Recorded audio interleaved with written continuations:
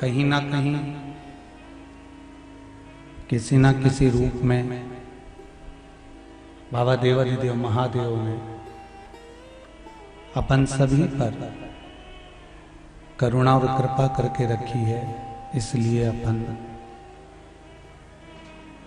भगवान शिव की अविरल भक्ति और मुक्ति के पथ को निश्चित करने वाली शिव महापुराण की कथा को श्रवण कर रहे हैं।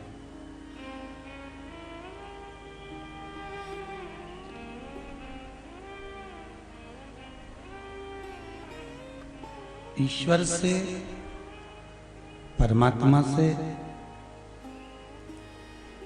एक निवेदन तो आपको हमेशा करते रहना चाहिए, बोलते रहना चाहिए कि बाबा ये तेरी कृपा है जो मनुष्य का शरीर मिला है और मानव का शरीर प्राप्त होकर मनुष्य का शरीर मिला और मनुष्य का शरीर प्राप्त करने के बाद आपकी अविरल भक्ति प्राप्त हो।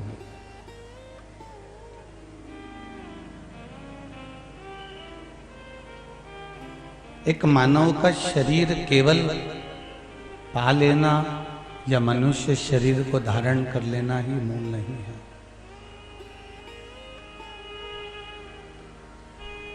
उस मानव के शरीर को पाने के बाद कहीं ना कहीं किसी ना किसी रूप में अगर भगवान की भजन हो जाए, भगवान का स्मरण हो जाए, भगवान की अविरल भक्ति धारण करने का मौका मिल जाए तो समझ लीजिए कि वो जीवन की एक सार्थकता है।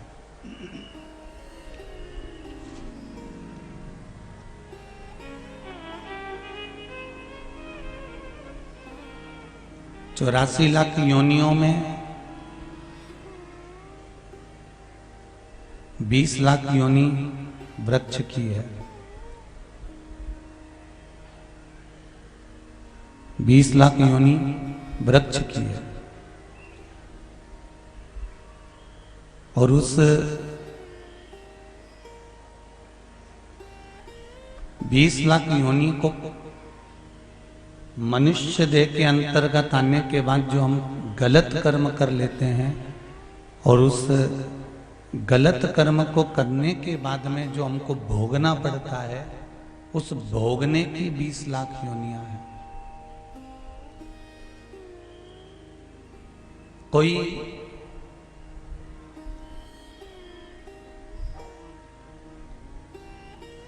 अगर वृक्ष दिख रहा है, पेड़ नजर आ रहा है, वृक्ष नजर आ रहा है, तो आपको तो लगता है कि ये छाया दे रहा है, आपको तो लगता है कि ये सुख प्रदान कर रहा है, पर उस वृक्ष से पूछा जाए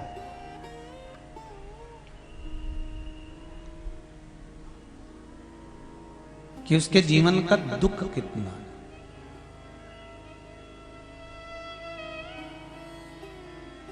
कोई भी वृक्ष, कोई भी पेड़ फलदार नहीं बनना चाहता।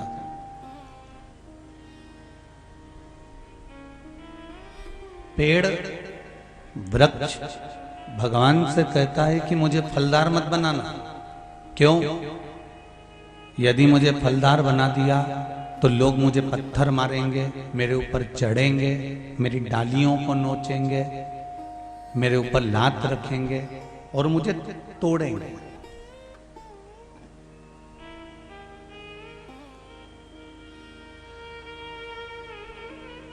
वो कहता है कि मुझे कांटों वाला वृक्ष बना दो जिस पे ना तो कोई चढ़ेगा, ना कोई पत्थर मारेगा, ना कोई नोचेगा, ना कोई पटकेगा।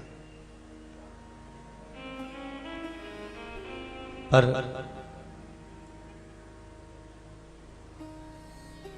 शिव महापुराण में, वराह पुराण में, अग्नि पुराण में एक चीज बहुत सुंदर लिखी है कि वृक्ष की योनि मिलती किसको है। जो 84 लाख योनियों में जो 20 लाख योनियां वृक्ष की हैं, लता की है, पत्र की है, दूबा, घास, ये पत्ता पत्ती, ये तो योनियां प्राप्त होती हैं। ये योनियां किसको मिली? पत्थर किसको पड़े? कौन फलदार वृक्ष बना है? तो शिव महापुराण की कथा कहती है, अग्नि पुराण कहती है, वराह पुराण कहती है कि जिसने अपनी वाणी से किसी दूसरे को बिना सोचे, बिना समझे, बिना विचारे, बिना परखे वाणियों के तीर अर्थात अपने शब्दों के पत्थर मारे हैं, उसी को वृक्ष बनकर पत्थर खाना पड़ते हैं। उसी को वृक्ष बनना पड़ता है और उसी को पत्थर खाना पड़ता है। तुम्हारे घर पर अगर कोई आम का पेड़ दिख जाए तो उसको कहना कि ना जाने कौन होगा बेचारा अपना रिश्तेदार जो यहां खड़ा है, उसने मुख से कुछ अपशब्द कह दिया है।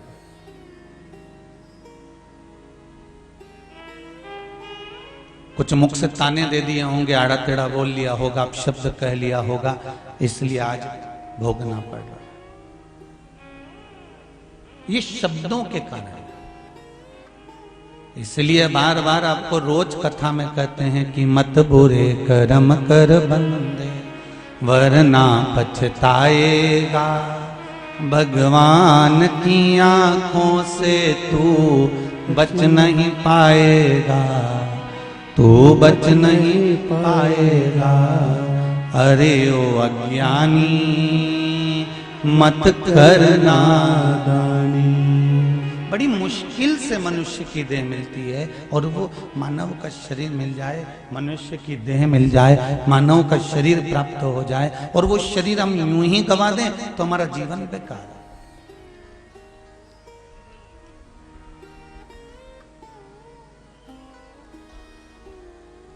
देपालपुर वालों, बड़े प्रसन्न होना चाहिए आपको कि देपालपुर की धरा को संतों का सानिध्य मिलता रहा है, संतों का सानिध्य मिलता रहा है। और देपालपुर वालों को प्रसन्न होना चाहिए कि ये 24 अवतार मंदिर आपके जीवन का उद्धार करने के लिए स्वयं नारायण आकर विराजमान है। और प्रसन्नता होना चाहिए कि सनातन धर्म में तुम पैदा हुए हो और हिंदू बनकर पैदा हुए हो, जिसमें देवता भी तरसते हैं आने के लिए।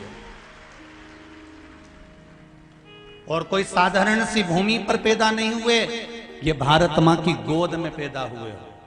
विदेश में अगर कोई मरता है तो उसको डेड बॉडी कहते हैं, उसको एक्सपायर कहते हैं। विदेश में कोई मरता है तो उसको कहते हैं ये एक्सपायर हो गया, ये डेड बॉडी है, ये मर चुका है। पर भारत की भूमि पर जो मरता है उसको स्वर्गवासी कहते हैं। यहां एक्सपायर नहीं होता कोई, यहां डेड बॉडी नहीं होती कोई। यहां पर कितना भी बड़ा पापी भी मर जाएगा ना, कहीं का बेवड़ा भी मर जाएगा ना, तो भी उसके नाम के आगे लिखा रहेगा स्वर्गवासी। अब बताओ इसने कौन सा अच्छा काम किया? बोलो रे देपालपुर वालों, कोई अच्छा काम करा उन्हें? दिन रात पी के पड़ा रहा, दिन रात जुआ खेलता रहा, दिन रात वेश्यावृत्ति करता रहा, दिन रात गलत काम करता रहा। उसके बाद भी पापी से पापी व्यक्ति भी अगर भारत की भूमि पर अपने प्राणों को त्यागता है तो उसके नाम के आगे लिखा होता है स्वर्गवासी। क्यों? तो ये बात एक बार जगतगुरु शंकराचार्य जी के मन में आई और जगतगुरु शंकराचार्य जी ने एकांत में बैठकर भगवान देवाधिदेव महादेव से प्रार्थना करी कि देवाधिदेव महादेव आप बताओ कि भारत की भूमि पर जो मरता है तो उसको स्वर्गवासी क्यों लिखा जाता है? बाकी के अन्य देशों में कोई मरता है तो एक्सपायर लिखा जाता है, वो मर गया, एक्सपायर हो गया, डेड बॉडी हो गई, पर यहां जो मरा तो उसको स्वर्गवासी क्यों लिखा जाता है? तो स्वयं शिव जगतगुरु शंकराचार्य जी से आकर कहते हैं कि ये पावन धरा भारत की भूमि कोई साधारण भूमि नहीं है, ये जगत में संस्कार सभ्यता की जननी है, जहां देवता भी आने को तरसते हैं। उस भूमि पर अगर कोई प्राणों को भी त्यागता है तो वो स्वर्गवासी हो जाता है। मेरा विदेश में रहने वाले जितने भी सनातनी हैं, जो आज के समय में सोचते हैं कि हम भारत छोड़कर विदेश में जाकर कमाएंगे, डॉक्टर बन जाएंगे, इंजीनियर बन जाएंगे, वहां पर जाकर कमाएंगे, नौकरी करेंगे, खूब पैसा कमाएंगे, खूब दौलत कमाएंगे, खूब धन कमाएंगे, खूब संपदा कमाएंगे, खूब हमारा पैसा हम इकट्ठा करेंगे। उनसे निवेदन है तुम पूरी जिंदगी जाकर भले विदेश में कमाना, पर आखिरी में इस भारत की भूमि पर आकर प्राण त्यागने के लिए आना कि मुझे स्वर्गवासी दिखाना। कि चंदन है इस देश की माटी, तपोभूमि हर ग्राम है, हर बाला देवी की प्रतिमा, बच्चा बच्चा राम है। जिसके सैनिक समर भूमि पर गाया करते गीता है, उसी माटी के हल्के नीचे खेली करती सीता है। ये कोई भूमि साधारण नहीं है।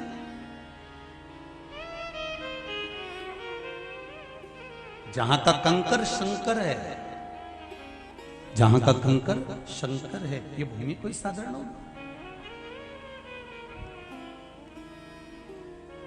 आप तो पवित्र भूमि पर जन्म लिए। महाराज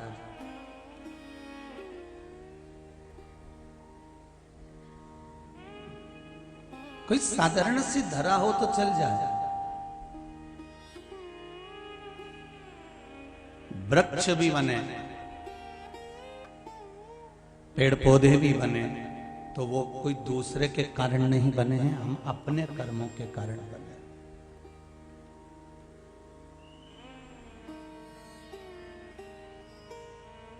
कहीं हमने किसी को आड़ा टेढ़ा बोल दिया होगा, किसी को अपशब्द कह दिया होगा, तो भगवान ने कहा इसको फल वाला वृक्ष बना दो। इसने वाणी के पत्थर मारे थे, अब इसके ऊपर पत्थर पड़वा दो।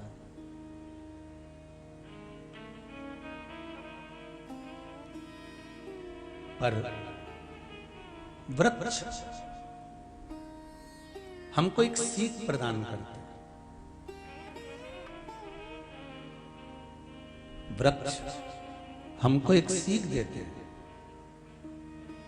कि वृक्ष में पानी डालते जाओ, फल समय पर ही आएगा। सही है कि गलत है? पेड़ में पानी दिए जाओ, फल समय पर ही आएगा। उसी तरह ये वृक्ष हमको ज्ञान प्रदान करते हैं कि शंकर का गुणगान किए जाओ, श्री शिवाय नमस्तुभ्यम जपे जाओ।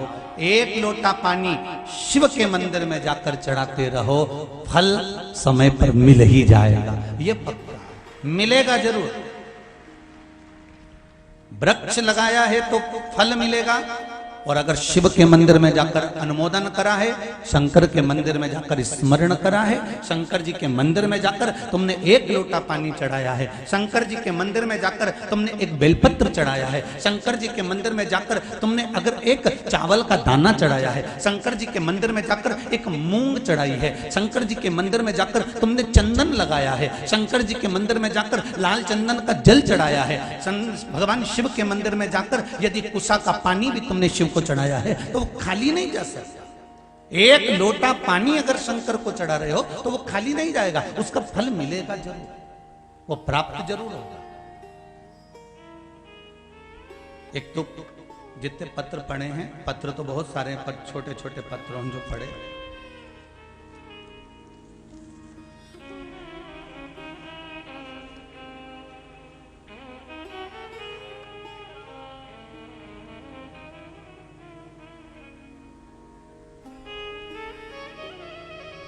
कीर्ति सोनी, घाटा बिल्लो, जिला धार, कहीं बैठी हो तो हाथ उठाइएगा।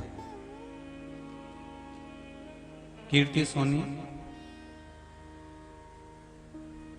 घाटा बिल्लो, जिला धार, आप ही हैं बेटा? दोनों हाथ उठा दीजिए, हर हर महादेव कह दो एक बार, बोलो हर हर महादेव। कीर्ति दीदी, आपने पत्र लिखा है, गुरुजी मैं कंपनी के क्वार्टर में रहती थी, मेरे पिताजी थे, वहां शिवजी का मंदिर था, रोज जल चढ़ाया करती थी, पर जल चढ़ाने का क्या लाभ होता है ये जान नहीं पाती थी। जब से शिव महापुराण की कथा श्रवण करने में लगी हूं, तब से बाबा को जल चढ़ाने जाती हूं तो निवेदन कर कर आती हूं कि मेरे बेटे का जॉब लग जाए, सर्विस लग जाए। आप मानेंगे नहीं, पशुपति नाथ का व्रत किया और मेरा दूसरा सोमवार, ये पत्र आस्था चैनल वाले भी दिखा रहे हैं, पशुपति नाथ का व्रत किया और दूसरा सोमवार था और मेरे बेटे की जॉब लग गई। मैं बाबा को धन्यवाद देने के लिए आई। बेटो बहन बधाई हो आपको बहुत बहुत। बाबा देवादिदेव महादेव की कृपा बनी रहे। विराजिए बैठिए। हर हर शिव भक्ति किसको कहते हैं? अरे तेरा ही दिया मैंने खाया पिया है, तेरा शुक्रिया है, तेरा शुक्रिया है। मुझे भोले बाबा ने बहुत दे दिया है, तेरा शुक्रिया है, तेरा शुक्रिया है। अब शिव से जल चढ़ा रही हो, मना नहीं है, वो जल कहीं ना कहीं काम जरूर आ रहा है। एक बच्चे को ये नहीं मालूम होता कि पिता कौन है। माँ जन्म लिए बच्चे को ये सिखाती है, ये तुम्हारे पिता है, ये पापा है, ये पिता है, ये बाबूजी हैं, ये दादा हैं।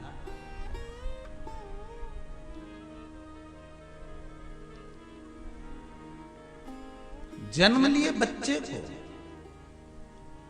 सिस्टर, डॉक्टर मां के पास लाकर सुलाते हैं तो मां को मालूम pड़ता है कि ये बच्चा है, मेरा है, क्योंकि मां को शुद्ध नहीं रह पाती।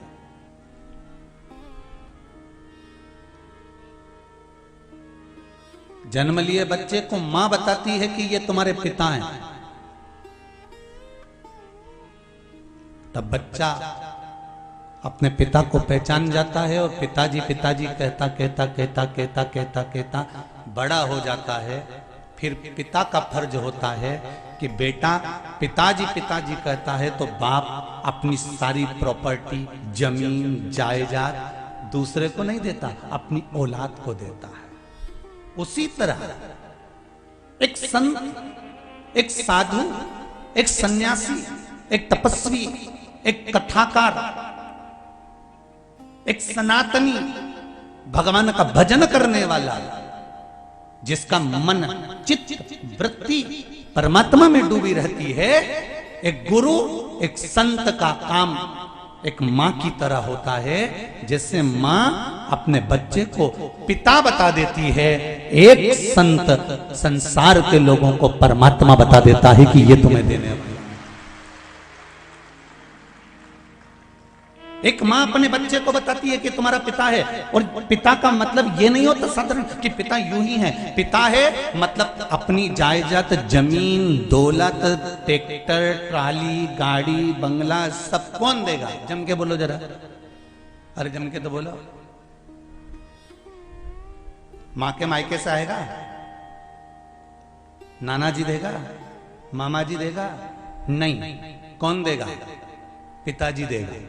उसी तरह संत कहते हैं, साधु कहते हैं, सन्यासी कहते हैं, तपस्वी कहते हैं, साधक कहते हैं, उपासक कहते हैं, और एक गुरु कहता है कि वो मेरा शिव संसार का पिता है। अगर आप के पास जाकर अपने दिल की बात कह दोगे तो ये पक्का है कि वो उठाकर तुमको कुछ ना कुछ दे ही देगा।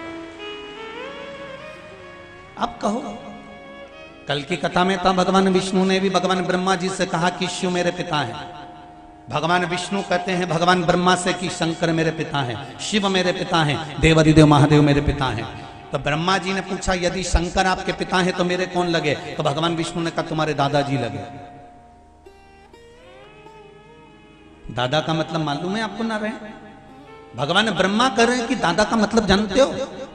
हाँ, दादा का मतलब मैं जानता हूं। क्या मतलब होता है दादा का? भगवान विष्णु ने कहा पोते की सारी गलतियों को जो माफ कर दे वो दादा होता है।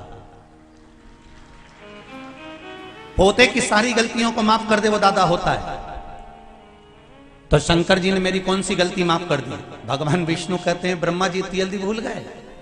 तुमने झूठ पर झूठ बोला, केतकी के फूल को तोड़ के लिया है, गौ माता को पकड़ कर लिया है, झूठ पर झूठ बोलते रहे, यहां तक तुम्हारा सिर कट गया और सिर कटने के बाद भी तुम झूठ बोलते रहे। उसके बाद भी देवाधिदेव महादेव ने तुम्हारे कटे हुए शीश को बड़ का पेड़ बना दिया, बट वृक्ष बना दिया, और शंकर खुद उसके नीचे बैठकर तुम्हारी पूजन करवा रहे हैं। इससे बढ़कर और क्या चाहिए?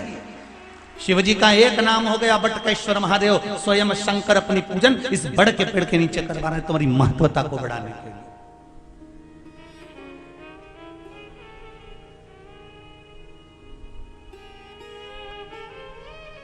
और आपको भी कह दूं, जितने लोग इस 24 अवतार मंदिर के पावन प्रांगण में कथा श्रवण कर रहे हैं,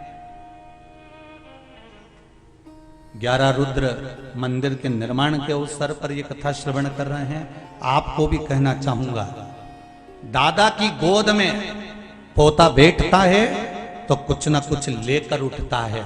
आप भी शिव महापुराण में बैठे हो तो बाबा कुछ ना कुछ देकर ही विदा करेंगे। ये कोई साधारण नहीं है शिव महापुराण की कथा, बस उसको हमको पहचानना।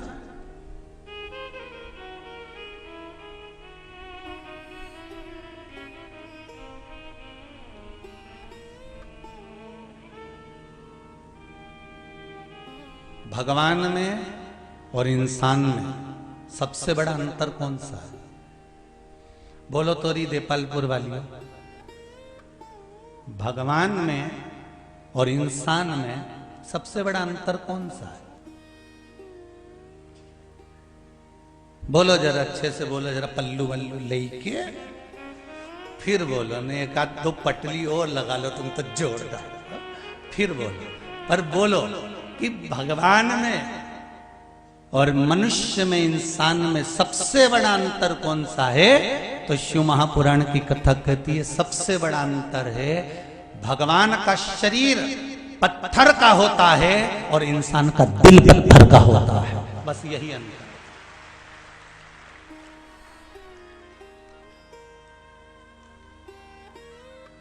भगवान का शरीर पत्थर का है पर उसका मन पत्थर का नहीं है, और इंसान का हृदय पत्थर का है। शिव कथा कहती है जिस दिन तुम्हारा हृदय किसी गरीब को देखकर, किसी भूखे को देखकर, किसी निर्धन को देखकर, पहले के लोगों का दिल पत्थर का नहीं होता था साहब। गांव की, घर की एक बेटी, घर की एक बेटी, किसी गांव में अगर एक बेटी का विवाह होता था तो पूरे गांव की बेटी कहलाती थी साहब। ये पहले के लोगों का दिल होता था। आज के जमाने में घर में अगर बेटी जन्म ले लेती है और बड़ी होती है तो पड़ोसियों से ही डर लगने लगता। क्यों?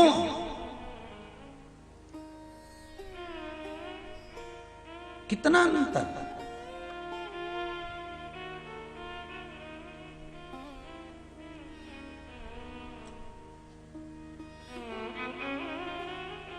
पहले अपने रिश्तेदारों के यहाँ जाना पड़ता था, ना गाड़ी थी, ना बस थी,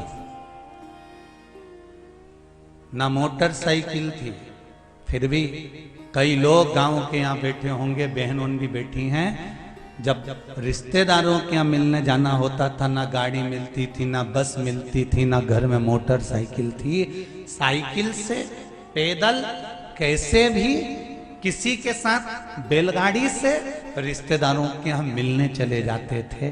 4-4 दिन रुक जाते थे। और एक आज का पत्थर का दिल लोगों का कि सारे साधन घर के अंदर हैं, मोटरसाइकिल भी है, जीप भी है, गाड़ी भी है, बस भी चल रही है, मोटरसाइकिल भी है, इसके बाद भी कोई किसी के यहाँ जाना पसंद नहीं करता। क्यों? क्योंकि पहले आते थे तो लोगों के दिल खुल जाते थे। आज के जमाने में आते हो तो लोगों का मुंह भगोने जैसा हो जाता है। कौन आएगा तुम्हारे यहां?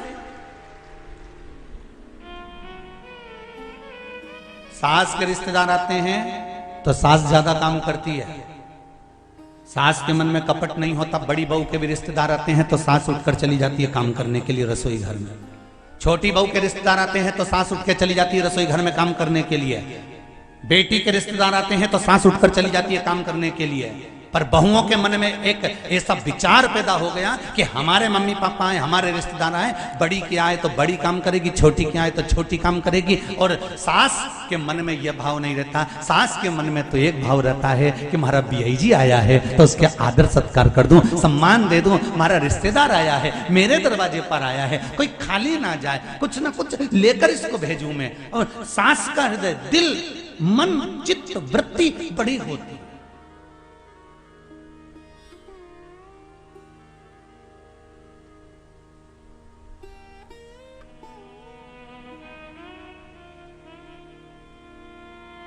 कितना अंतर आ गया।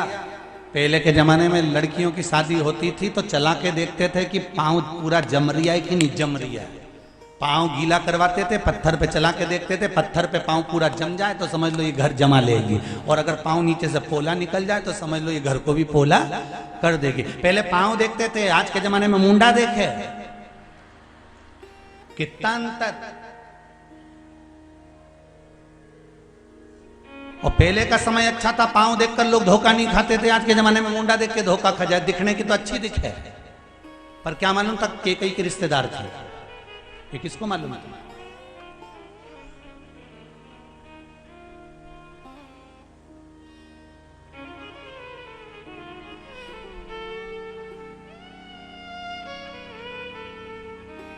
चित्तवृत्ति।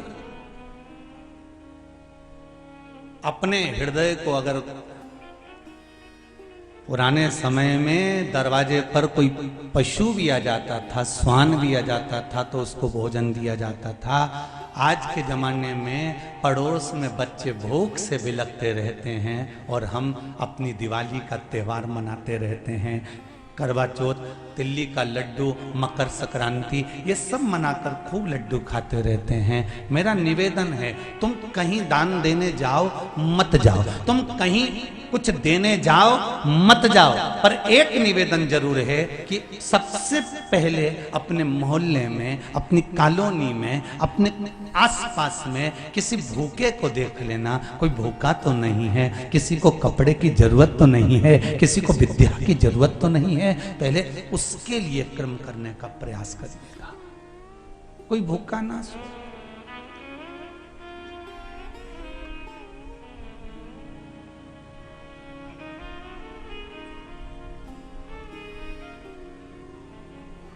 कोई भूखा ना सो। आप प्रयास करिए जीवन में कि कुछ अच्छा करते हुए चलना है हमको। जोड़ जोड़ के तो यहीं छोड़ के तो दुनिया चली जाती है, पर एक अच्छा, कई लोग कहते हैं हम अच्छा करते हैं इसके बाद भी हमारा बुराई क्यों होता है, तो होने दो ना।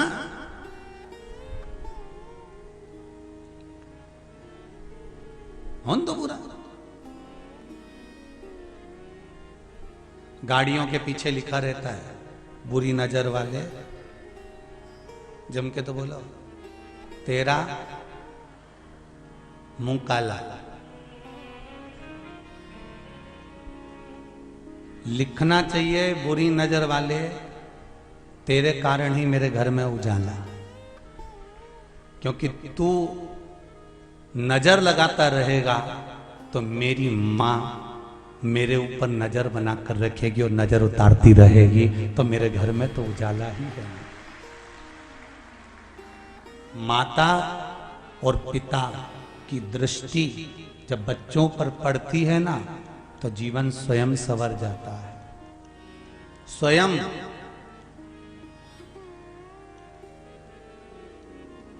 पहले के जमाने में बच्चों को डराते थे, कहते थे जैसे ही बाऊ आया बच्चे डर जाते थे। आज के जमाने में घर के बुजुर्गों को डराना हो तो कह दो बाऊ आई, तुरंत डर जाए। अभी तो गई थी, कहां से आ गई। इतना भय लोगों में आजकल हो गया है कि बेटे की शादी करूं, अच्छी आएगी कि नहीं आएगी, बुरी आएगी कि कैसी आएगी। मेरा निवेदन है फिर हमारे वो सनातनी धर्म में पुराने समय में लेकर आ जाओ, फिर पुराने समय में लेकर आ जाओ। और मेरा निवेदन है बच्चों को पढ़ाओ, बेटों को पढ़ाओ, बेटियों को पढ़ाओ, खूब पढ़ाओ, इनको डॉक्टर भी बनाओ, इंजीनियर भी बनाओ। बेटियों को भी डॉक्टर बनाओ और बेटों को भी डॉक्टर बनाओ, बेटियों को भी इंजीनियर बनाओ और बेटों को भी इंजीनियर बनाओ, बेटों को भी सीए बनाओ और बेटियों को भी सीए बनाओ, बेटों को भी आप मिनिस्टर, कलेक्टर, एसपी, डीएसपी सब बनाओ, तो बेटियों को भी आप सब कुछ बनाओ। पर ये सब कुछ बनाने से पहले शिव पुराण कहती है कि बेटे और बेटियों को संस्कारित जरूर बनाना, नहीं तो वो डॉक्टर कलेक्टर किसी काम का नहीं। वो किस काम का? कि बेटा इंग्लैंड में, बेटी है न्यूयॉर्क। माताएं बड़े गर्व से कहती हैं मेरा बेटा विदेश में, मेरा बेटा न्यूयॉर्क में, मेरी बेटी इंग्लैंड में, बड़ी प्रसन्नता से। और उनसे पूछा तुम कहां पर हो, तो के इंदौर में फ्लैट में। अच्छा, कितने बेटे तुम्हारे? एक बेटा। कितनी बेटी तुम्हारी? एक बेटी। और बेटा है अमेरिका में और बेटी है न्यूयॉर्क में, और तुम दोनों डोकरा डोकरियां। तो पूछा फिर तुम दोनों के लिए ये दवाई कौन ला कर देता होगा, सब्जी कौन ला कर देता होगा? तो क्या हमारा पड़ोसी का बहुत अच्छा बेटा है, उसको कह देते हैं वो दवाई ला देता है। हमारा पड़ोसी का छोरा सब्जी ला के दे देता है। तो हमने कहा एक काम करो, जायदाद भी पूरे पड़ोसी के छोरे को दे दो। बस इतना किया, उसके बाद तो अम्मा का मुंह भगोना हो गया, बोली ही नहीं 3 दिन कि महाराज जी तो ऐसा बोले कि जायदाद। जब तुम्हारा बेटा, तुम बीमार पड़ गए, पड़ोसी का लड़का ले जाकर तुमको हॉस्पिटल में भर्ती कर रहा है, पड़ोसी की बहू जाकर तुम्हारा काम कर रही है, पड़ोसी के छोरा छोरी, भाई के छोरा छोरी तुम्हारी सेवा संभाल कर रहा है, और तुम्हारी औलाद अमेरिका और बाहर जाकर पड़ी हुई है और तुम्हारी सेवा संभाल करने नहीं आती। फिर आती कब है औलाद? जब बाप और माँ के प्राण छूट जाते हैं। आएंगे, मुंडा दे के 5 मिनट रोएंगे, और रोने के बाद 15 दिन 20 दिन रुक के सब बेचकर सामान लेके बुपुर हो जाएंगे। तो ऐसी जिंदगी किस काम की, किसके लिए जी रहे हो? आज के जमाने में माता पिताओं से निवेदन है, चौकीदार की ड्यूटी मत करना। तुमने कमाया है, तुम्हारे लिए कमाया है, तुम 1 रुपया भी किसी को दान नहीं कर सकते, मत करो। तुम कहीं खर्च नहीं कर सकते, मत करो। पर निवेदन है मेरे बुजुर्ग माता पिताओं से कि अपने ऊपर तो खर्च करो, कम से कम अच्छे से प्रेम से खाओ पियो, मौज करो।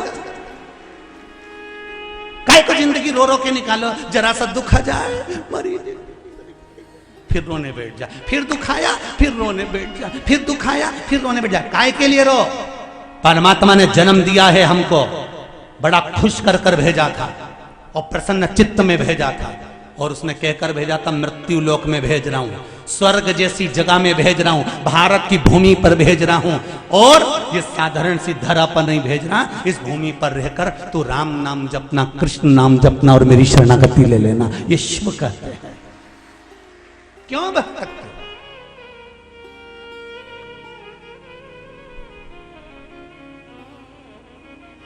कि बेटा एडीलैंड में, बेटी है न्यूयॉर्क, और ब्राइट बच्चों के लिए हुआ बुढ़ापा डार्क। और काका क्या करोगे, ये रुपया कहाँ धरोगे, कहाँ रखने वाले,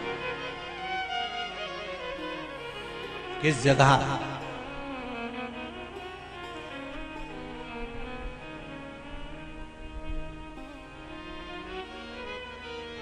कुछ अच्छा करने का प्रयास मिलाए शरीर। वृक्ष में जैसे पानी दिए जाओ तो फल समय पर आता है, उसी तरह सत्कर्म करे जाओ, फल समय पर वो दे ही देता है। वो देगा, देने में पीछे नहीं हटेगा। दिया एक पत्र और है,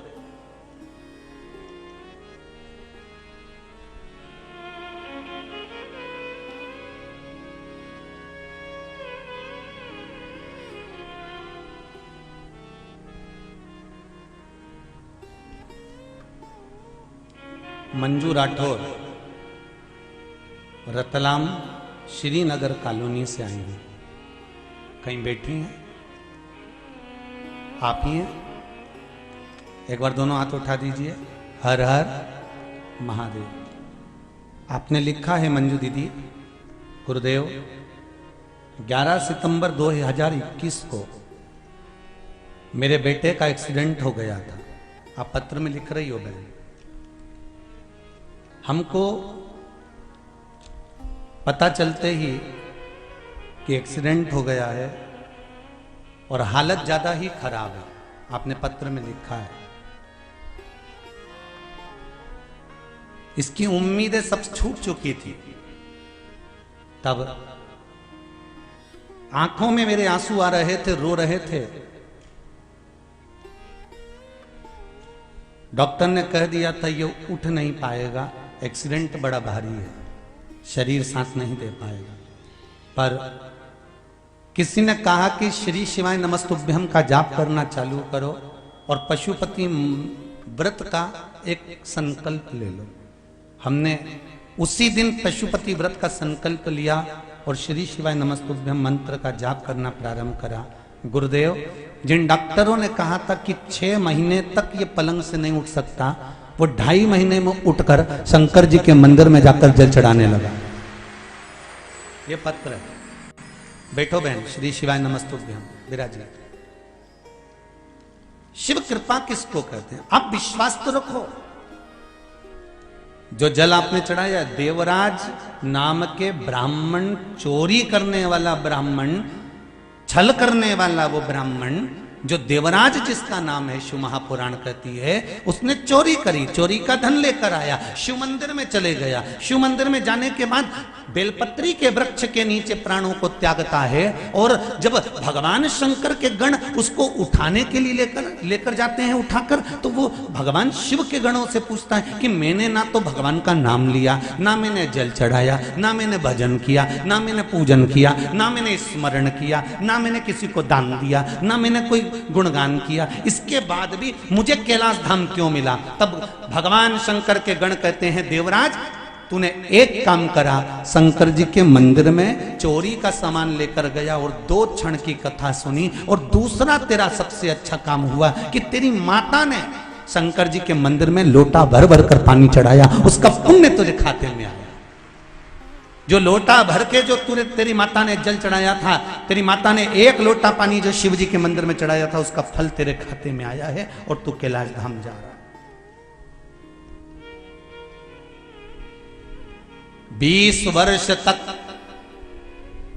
माता पिता बेटे को राम बनाने की चेष्टा करते हैं और 20 दिन की कुसंगति बेटे को रावण बना देती है। संगत का इतना प्रभाव पड़ जाता है।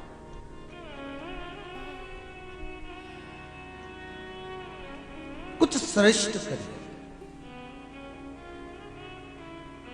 कुछ अच्छा करिए।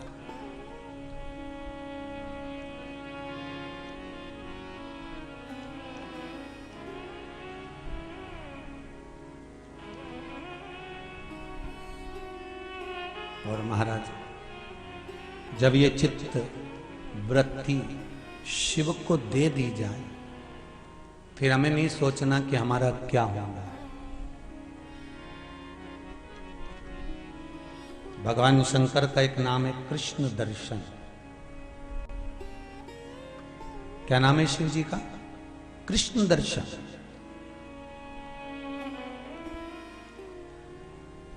कृष्ण दर्शन का मतलब क्या है? क्या भगवान कृष्ण और शंकर का कहीं संबंध हुआ है इसलिए कृष्ण दर्शन नाम पड़ा होगा?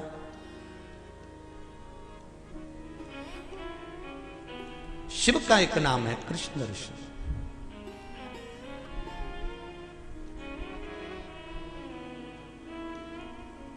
मनु के पुत्र नभाग,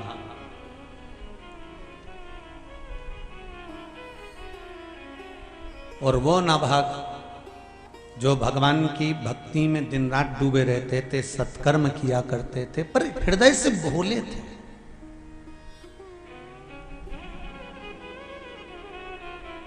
भगवान को छल प्रिय नहीं है, भगवान को कपट प्रिय नहीं है, भगवान को बेईमानी प्रिय नहीं है।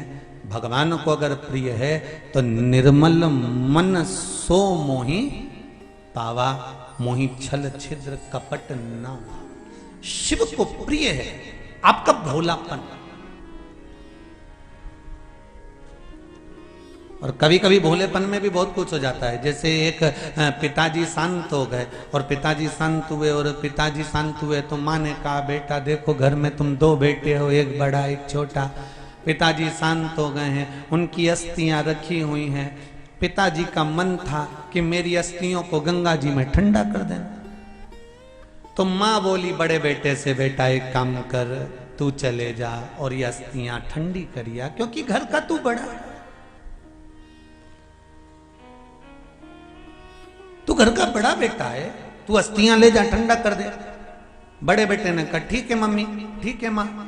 और बड़ा बेटा जैसे ही अपने कमरे में गया और पत्नी ने इतने में, अब वो तो जगदम्बा होगी कहीं की, जो उसने आंख दिखाई, तुम ही हो फिरी, चले जाओ।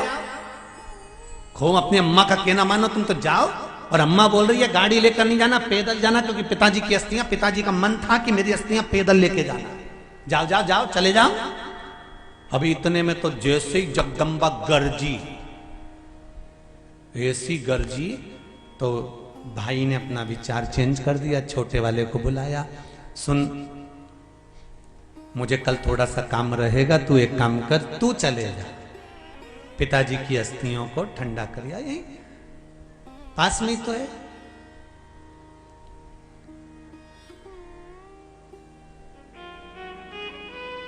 सोलह किलोमीटर दूर गंगा जी बह रही है, वहीं चल। छोटे ने कहा ठीक है भैया मैं चले जाता हूं। अब जैसे ही छोटे ने हाँ भरी, एक ही जगदम्बा को मालूम पड़ गया ये जगदम्बा थी तो ये चंद्र घंटा था।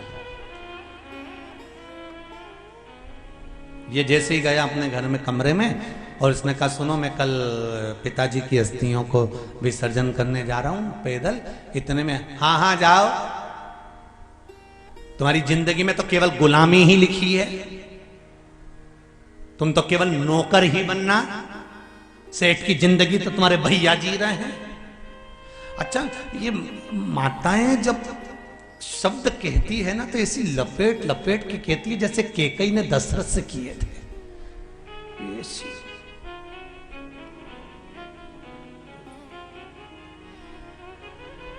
फिर भी उसने कहा फालतू की बात मत कर, पिताजी की अस्थियां हैं मुझे जाना पड़ेगा। माँ ने सुबह अस्थियां दे दी, छोटा बेटा जाने लगा। माँ मैं जा रहा हूं, हाँ बेटा अच्छे से विसर्जन करके आना पिताजी की अस्थियों को। ले गया, 12 किलोमीटर दूर तक पैदल गया। वहीं से एक नल्ला निकल के जा रहा था, नाला। किसी गांव वाले से पूछ लिया ये नाला कहाँ जा रहा है, तो किसी ने बताया ये आगे जाके 4 किलोमीटर दूर पे मां गंगा जी में मिल जाता है। इसने सोचा काय को इतनी आगे जाऊं, उन्हें नल्ला में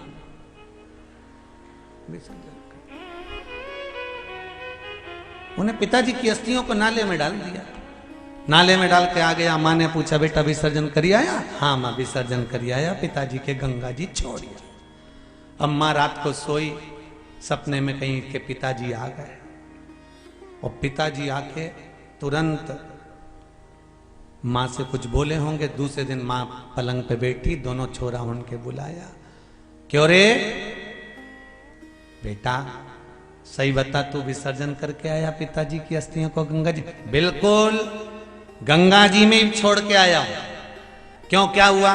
रात को तेरे पिताजी सपने में आए थे और आके कह रहे थे छोरा ने मुझे नल्ला में डाल दिया, 4 किलोमीटर और आगे नहीं आया।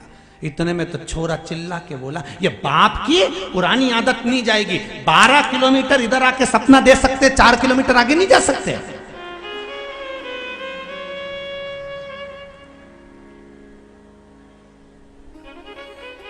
ये पिताजी की बहुत बुरी आदत है। 12 किलोमीटर पहले आके यहां बोल गए मां के सपने में कि मेरे को नल्ला में पड़ गया, 4 किलोमीटर आगे चले जाते उधर। अब बताओ,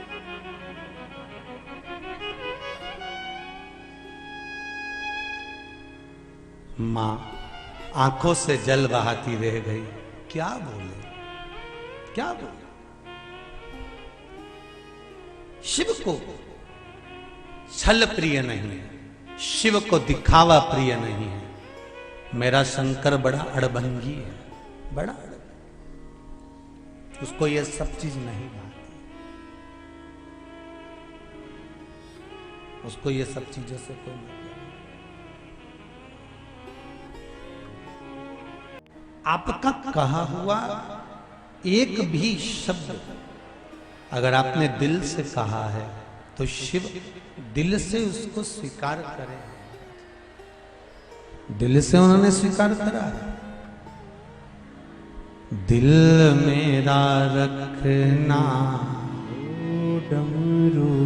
जिसको अपना हृदय शिव के भरोसे छोड़ना है वो ही बोला, दिल मेरा रखना तेरे हवाले। क्योंकि दूसरा कोई साधन हमारे पास में है नहीं, दूसरा हमारे पास में है ही क्या जो हम किसी से कह सके।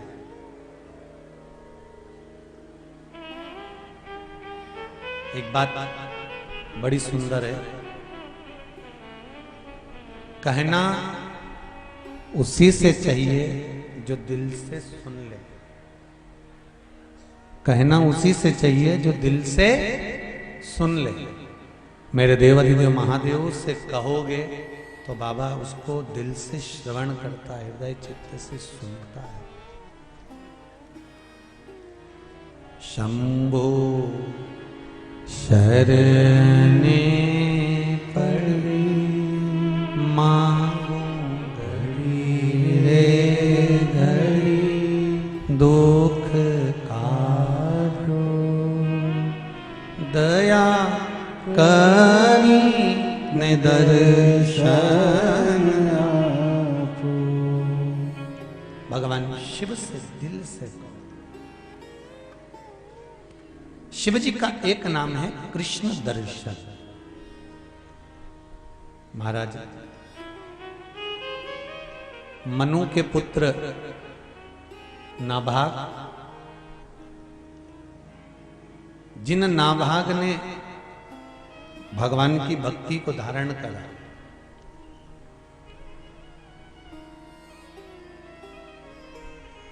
और बड़ी अविरल भक्ति को धारण करा। एक भक्ति होती है थोड़े दिन तक तो मन लगता है भगवान में, उसके बाद में मन विचलित हो जाता है। एक भक्ति लोगों की ऐसी होती है जिसमें मन तो लगता है पर वो मन बाद में विचलित हो जाता है।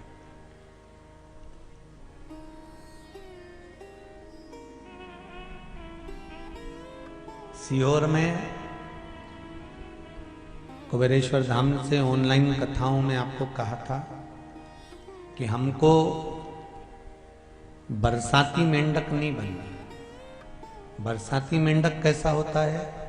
सावन का महीना आया तो शंकर जी की भक्ति में रम गए, शिवरात्रि आ गई तो भगवान शंकर की भक्ति में रम गए। हमें बरसाती मेंढक नहीं बनना।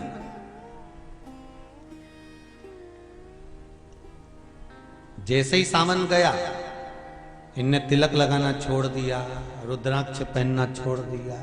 शिवरात्रि गई वैसे इनने सब छोड़ा दिया। नहीं, इसको बरसाती मेंढक कहते हैं, जो बरसात में उत्पन्न होते हैं और बरसात में फिर समाप्त हो जाते हैं। भगवान की भक्ति के लिए बरसाती मेंढक बनने की जरूरत नहीं होती। भगवान की भक्ति के लिए तो आप जैसे हो वैसे ही रहो। उसमें भगवान को दिखावा चाहिए ही नहीं।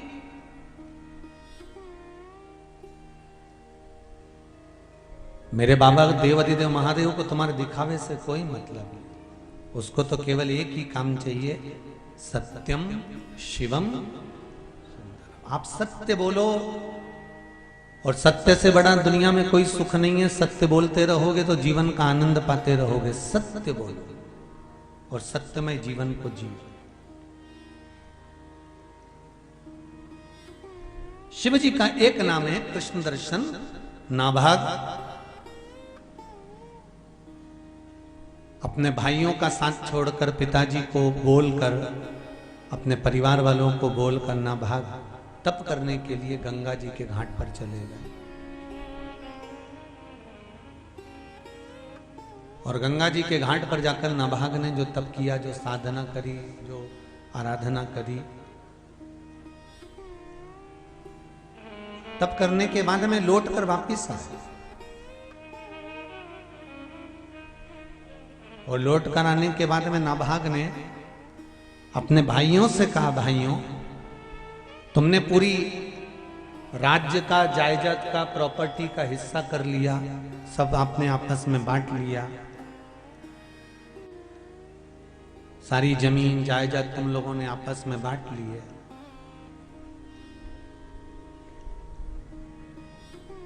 इस जमीन के हिस्से में, इस प्रॉपर्टी के हिस्से में मेरा हिस्सा कौन सा है?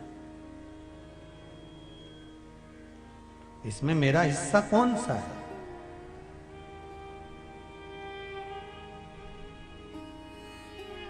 मुझे मेरा हिस्सा दे दो। चारों के चारों भाइयों ने कहा, तुम्हारे हिस्से में प्रॉपर्टी नहीं है, तुम्हारे हिस्से में तुम्हारे पिताजी हैं।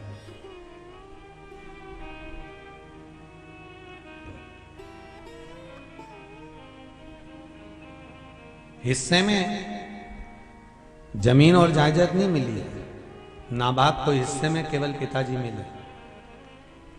और पिताजी भी ऐसे जिनका शरीर शिथिल हो चुका था, शरीर में कुछ बल बचा नहीं था, शरीर पूरा बेकार हो चला था।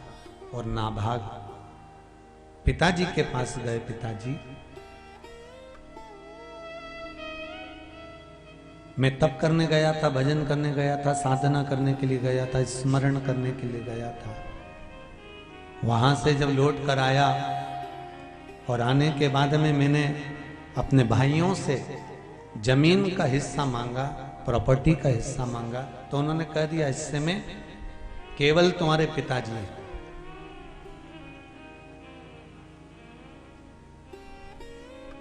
पिताजी बोले, बेटा ये तो गलत है, मैं तेरे हिस्से में मिल भी जाऊंगा परंतु खाने के लिए कुछ नहीं रहेगा, पाने के लिए कुछ नहीं रहेगा, तो मैं हिस्से में जाकर करूंगा क्या? तू एक काम कर, अपने भाइयों से युद्ध कर।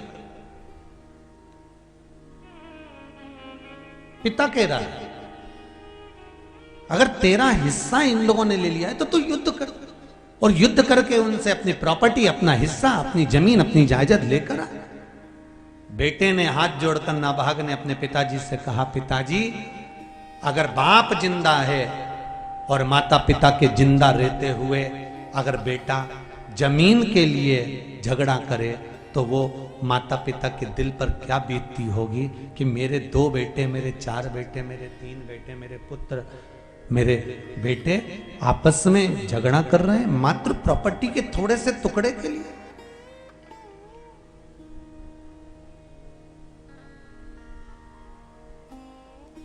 एक जमीन के टुकड़े के लिए झगड़ा।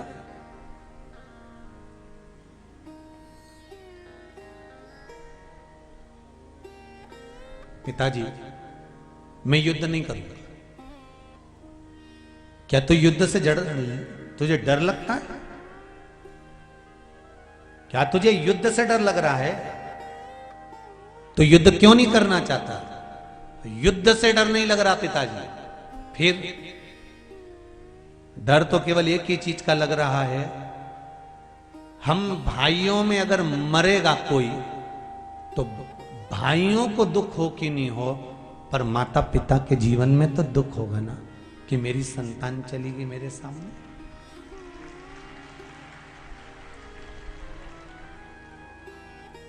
एक बात अपने जीवन में बहुत सुंदर उतार के रखो,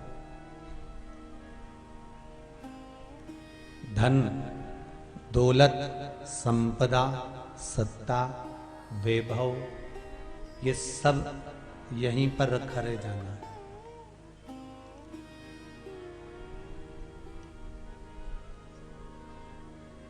कितने भी बड़े ऑफिसर बन जाओ, कितने भी बड़े मिनिस्टर बन जाओ, कितने भी ऊंचे सिंहासन पर बैठ जाओ, कितनी भी ऊंची तुम्हारी हस्तियां बना लीजिए, कितना भी बड़ा वैभव बना लीजिए, एक चक्कर जब ऊंची ऊंची हस्तियां बन जाएं तुम्हारी, तुम्हारा बड़ा बड़ा वैभव बन जाए, बड़ी बड़ी कुर्सियां सिंहासन आपको मिल जाए, बड़े बड़े पद आपको मिल जाए, महीने में एक बार जाकर शमशान का चक्कर लगा कर आया करो कि अच्छे अच्छे सूरमा यहीं पर राख हो गए। बड़े बड़े सूरमा यहां राख हो गए।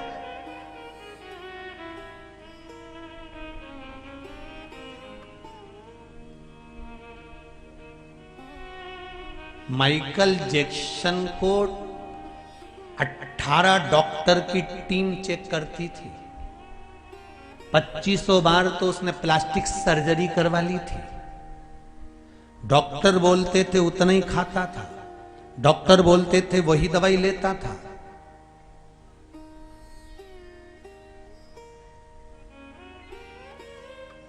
अब सोचो, इतनी दवाई लेना, इतना डॉक्टर को दिखाते रहना, उसके बाद भी दुनिया के लोग तो 90, 85, 80 में जाते हैं, 70 में जाते हैं, तो भी उसको जवान की जवान उम्र में जाना पड़ गया। कितने डॉक्टर लगा कर रखे थे, कितने डॉक्टर, अच्छे से अच्छे सूरमा को भी एक दिन शमशान में राख होना पड़ता। इसलिए निवेदन है, अपनी सत्ता का कभी अभिमान मत करना, अपनी कुर्सी का कभी अभिमान मत करना, अपने सिंहासन का कभी अभिमान मत करना, आपके साथ कितने खड़े हैं उसका अभिमान मत करना, क्योंकि शमशान में आग लगाने के बाद सब चले जाते हैं, मेरा महादेव अकेला रह जाता है।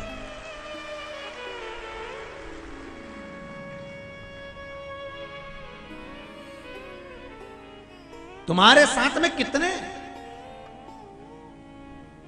अरे कौरवों के साथ में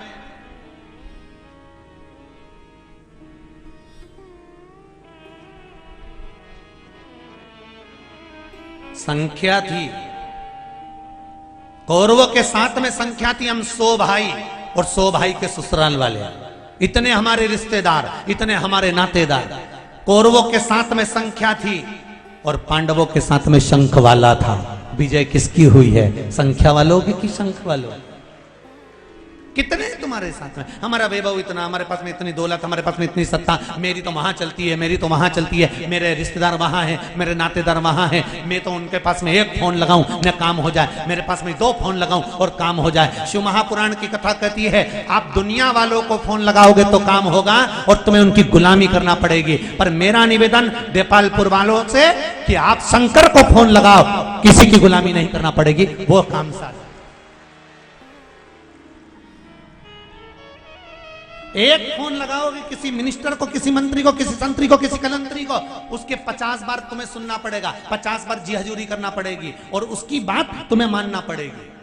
अगर एक लोटा जल मेरे देव अधिदेव महादेव को चढ़ाना, ये किसी मिस कॉल से कम नहीं है। एक कॉल गया, काम सामने आ गया।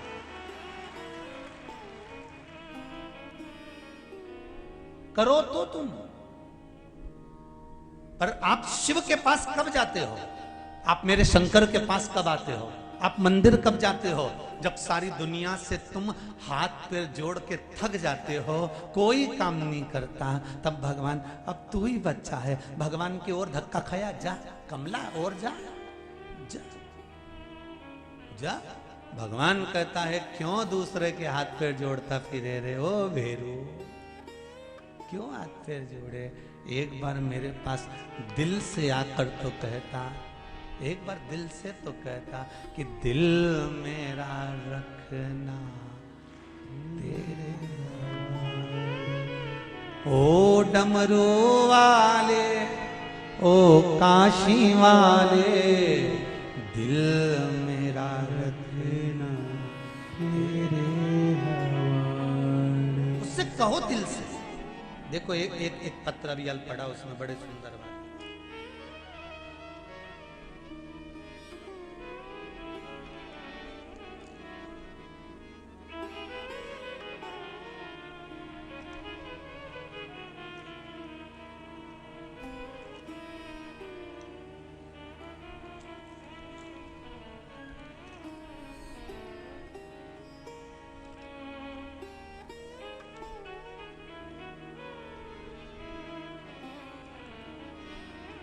मनोज उज्जैन से हैं कोई, इनका सरनेम तो इनने लिखा है, ठक्कर लिखा है या ऐसा कुछ लिखा, मनोज जी ठक्कर हैं या कहीं बैठे हैं, उज्जैन से।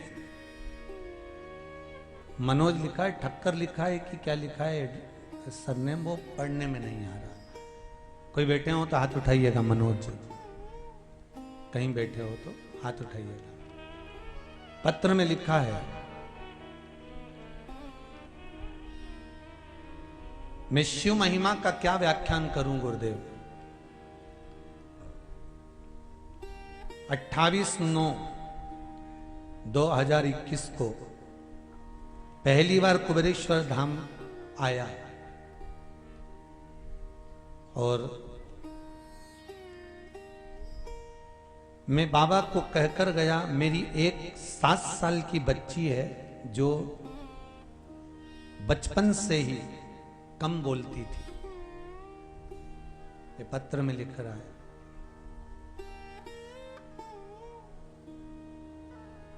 कम बोलती थी, अब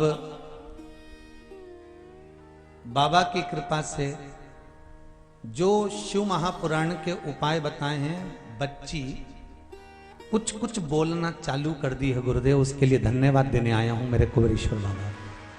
ये पत्र में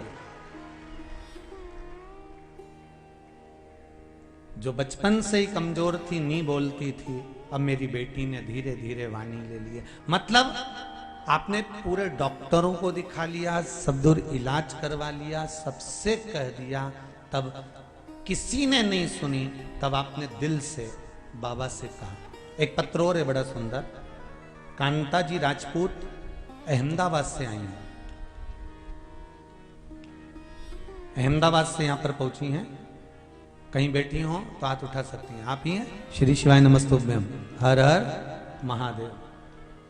आपने लिखा है, गुरुदेव कांता राजपूत अहमदाबाद से आई हूं, बेटा बहुत दिनों से बाहर जाना चाहता था पर जा नहीं पा रहा था। गुरुजी, फिर आपके द्वारा बताया गया दिसंबर के महीने में अष्टमी का उपाय, जो सोमवार की अष्टमी के दिन करना था। मेरे बेटे ने सोमवार की अष्टमी का उपाय करा, मूंग के दाने नंदीश्वर के सामने चढ़ाकर शिव जी को समर्पित करे। उसके बाद में जनवरी के महीने में मेरा बेटा दुबई चले गया है। बाबा को धन्यवाद देने हैं। ये पत्र बैठ जाओ बहन। हर हर महादेव। शिव कृपा होती है। शंकर को दिखावा नहीं चाहिए। आप तो एक मूंग का दाना भी शिव को चढ़ा रहे हो, आप एक लोटा पानी भी शंकर को चढ़ा रहे हो, आप एक चावल का दाना भी चढ़ा रहे हो, आप एक लोटे में चंदन घोल कर भी शिव जी को चढ़ा रहे हो। शिव उसको स्वीकार करेगा, पर दिल से चढ़ाना। दिल मेरा रख तेरे हवाले, किसी की गुलामी नहीं। आपसे ज्यादा कुछ नहीं बने तो शंकर जी के मंदिर में जाओ और झाड़ू लगाओ, पोछा लगाओ। कितने लोग हैं जिन्होंने शिव महापुराण की कथा सुनने के बाद शंकर जी के मंदिर में जाकर सफाई करना चालू करा? जरा हाथ उठाओ। सभी लोग करते हो? बहुत बढ़िया, नमन करता हूं आपके चरणों को। हर हर महा। कुछ नहीं बने तो शंकर जी के मंदिर में चले जाओ। घड़ी बनाई है शिव जी ने, पल बनाया है शिव जी ने, नक्षत्र बनाए हैं शिव जी ने। शिव महापुराण में लिखा है।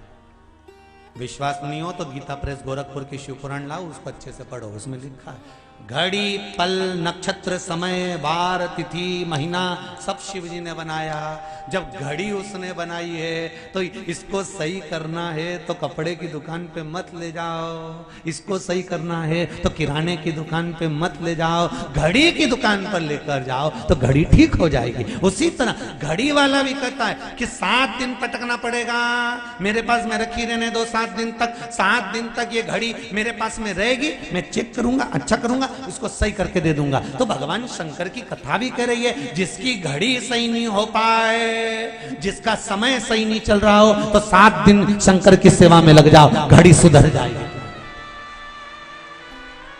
आपकी घड़ी सुधर गई। काल और महाकाल दोनों साथ चलते हैं। शंकर जी काय पे बैठते हैं? बोलो जम के बोलो जरा। नंदी पे। नंदी कौन है? वृषभ। नंदी, वृषभ, बेल। बेल को क्या कहते हैं? धर्म। धर्म का ही एक स्वरूप है यम। शंकर भगवान को बेल किसने दिया था? स्वयं यमराज। यमराज कहते हैं कि मुझे आपके साथ रहना है, मुझे आप रखो।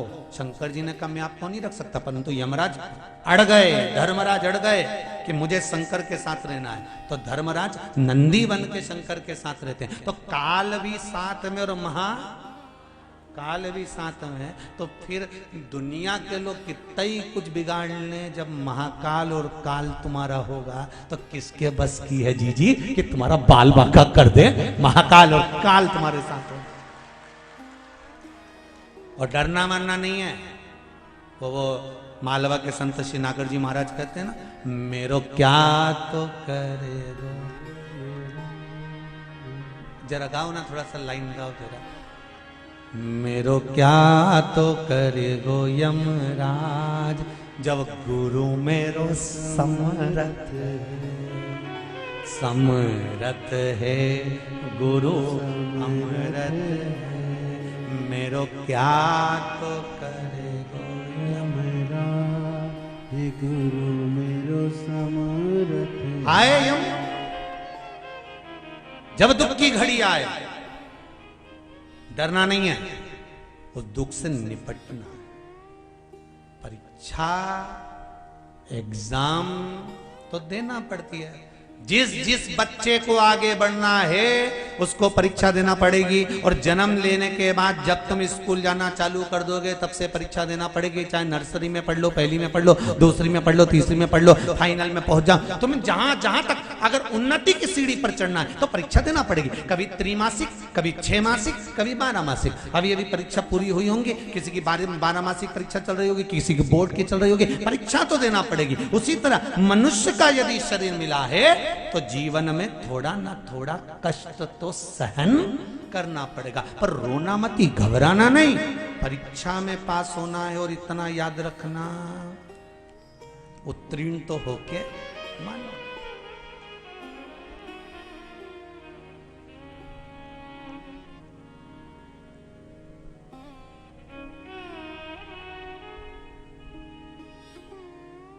अरे आज सवेरे बेटमा में हम लोग ठहरे हुए हैं। तो बेटमा में भी पहले लगभग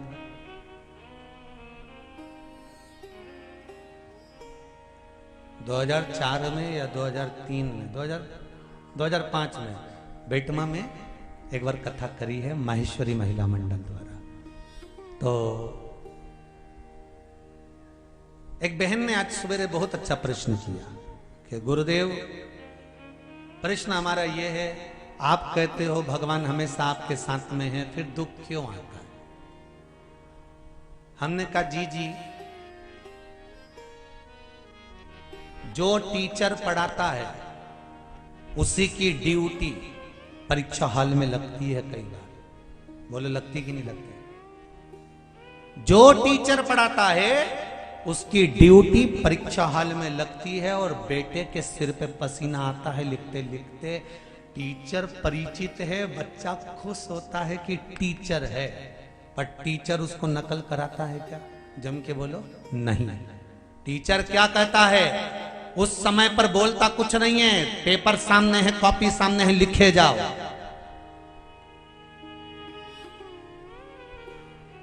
परीक्षा तो देना पड़ेगा, परीक्षा देना तुम्हारा काम है। टीचर भी है।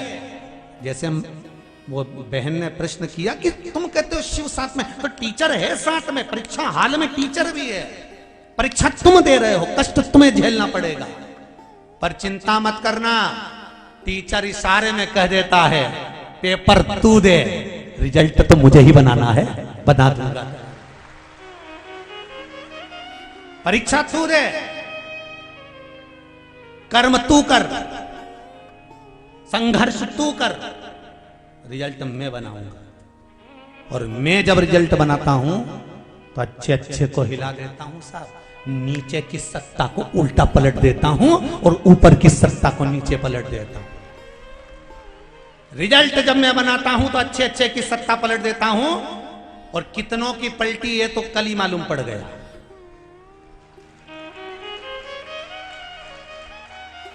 कब नीचे ऊपर कर दो इसका मुझे कोई भान नहीं होता।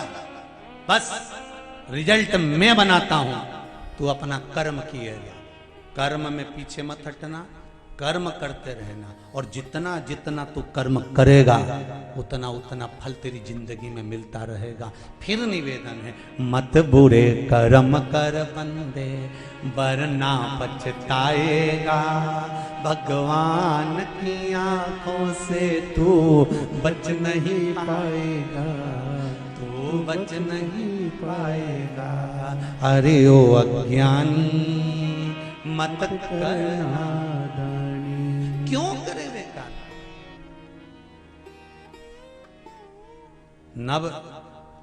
नभाग पिताजी मेरे हिस्से में तुम मिले हो, युद्ध कर।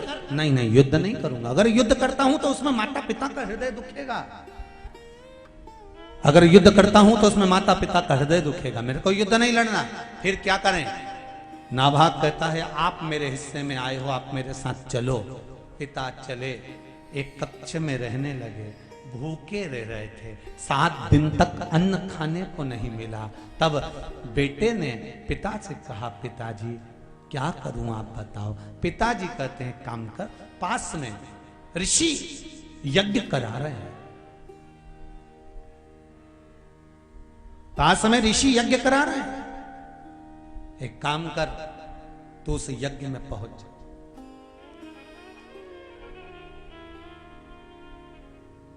क्या करूं उस यज्ञ में जाकर। लो, गांव में, नगर में, शहर में, थोड़ी दूरी पर भी अगर कोई अच्छा काम हो रहा हो, सत्कर्म हो रहा हो,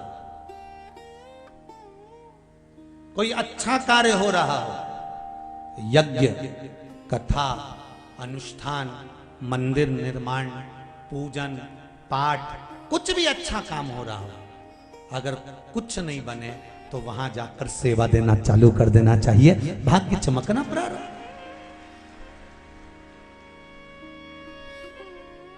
ये बात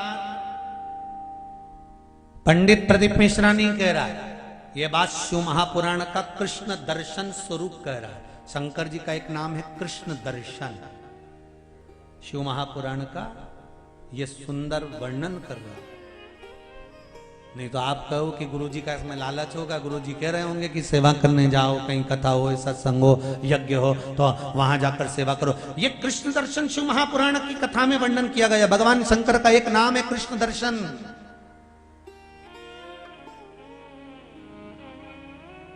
कि सेवा करने पहुंच जाओ। तो नाभाग ने कहा कहां वहां जाकर करूंगा क्या, बस सेवा करो। सेवा करने से होगा क्या, जब ऋषि यज्ञ कर कर जाएंगे, जो थोड़ा बहुत बच जाएगा तेरी झोली में डाल जाएंगे, तू तो सेवा कर। कर सेवा तू लगन लगा कर, मन में सच्चा भाव जगा कर, ही की आंखें खोलो रे, अब वल्लभ के करो से।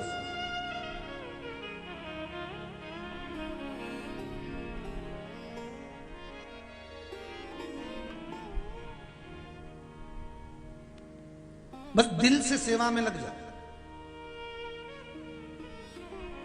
शिव मंदिर में जब भी जाओ, ना निंदा सुनना है और ना निंदा करना है। क्या होता है उससे, हमने जो व्रत किया है, हमने जो पूजन करी है, एक थोड़ी सी निंदा शंकर जी की या शिव भक्त की सुन लेते हैं तो 8 महीने जो हमने पुण्य करा होता है वो सब समाप्त हो जाता है। शिव मंदिर में ना तो निंदा करना है और ना निंदा सुनना है। जाओ ऐसे टाइम पर जाओ कि हमें किसी की निंदा सुनने को नहीं मिले, हमें किसी की निंदा करने को नहीं मिले। हम जाएं और भगवान का भजन करें और वापस अपने अपने घर को आ जाएं। शिव पुराण में भी जाओ तो प्रयास करो कि हमारे द्वारा कोई निंदा ना हो, किसी के लिए अपशब्द ना निकले। निकले तो शिव के भजन निकले। यहां से जाते भी तुम श्री शिवाय नमस्तुभ्यम, श्री शिवाय नमस्तुभ्यम, श्री शिवाय नमस्तुभ्यम, श्री शिवाय नमस्तुभ्यम, श्री शिवाय नमस्तुभ्यम। जाओ तो भगवान का नाम, आओ तो भगवान का नाम, केवल शिव नाम में ही डूबे रहो। निंदा नहीं चाहिए।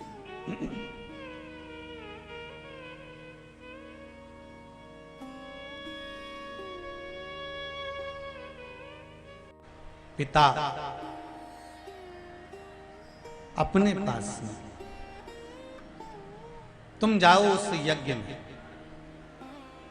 जहां पर ऋषि यज्ञ कर रहे हो, वहां चले जाओ। जहां पर ऋषि यज्ञ कर रहे हो वहां तुम चले जाओ। अब गए, वहां जाकर खूब सेवा करी, खूब सेवा करी। और जो सेवा करना प्रारंभ करा, एक निवेदन आप सबसे, आप भी ध्यान रखिए जीवन में कि कहीं मौका मिल जाए दान करने का, पुण्य करने का, सत्कर्म करने का, भजन करने का, कीर्तन करने का, मंत्र जाप करने का, नाम जाप करने का, या कहीं सेवा करने का यदि मौका मिल जाए तो उसको छोड़ना नहीं है। श्री, सब बोलो, साथ में बोलो, श्री शिवाय नमस्तुभ्यम। मौका मिले सेवा करने का करो। नाभाग ने सेवा करी, सेवा करी, ऋषियों जाने लगे यज्ञ पूरा कर कर। तो ऋषियों ने जो बचा हुआ सामान था, अन्न भाग था, सामग्री थी, वो सब की सब ऋषियों ने नाभाग को दे दी। सारी सामग्री नाभाग को दे दी। अब नाभाग को सामग्री मिल गई, जैसे ही ली वैसे ही भगवान शिव सामने प्रकट हो गए। सामग्री लेते ही भगवान शंकर सम्मुख में प्रकट हो गए। और महाराज, कैसा स्वरूप है भगवान शिव का? कृष्ण दर्शन शिवजी का जो स्वरूप है, उसकी सबसे मुख्य अगर कोई चीज है तो वो है भगवान शंकर के नयन। भगवान शिव के नयन, और भगवान शंकर के जो नयन है वो यहां पर कृष्ण वर्ण के, मतलब काले हैं। इसलिए यहां पर शिवजी का नाम कृष्ण दर्शन पड़ा है। कैसे नयन है भगवान के? जम के बोलो जरा, काले। पूरे नयन मेरे शंकर के काले।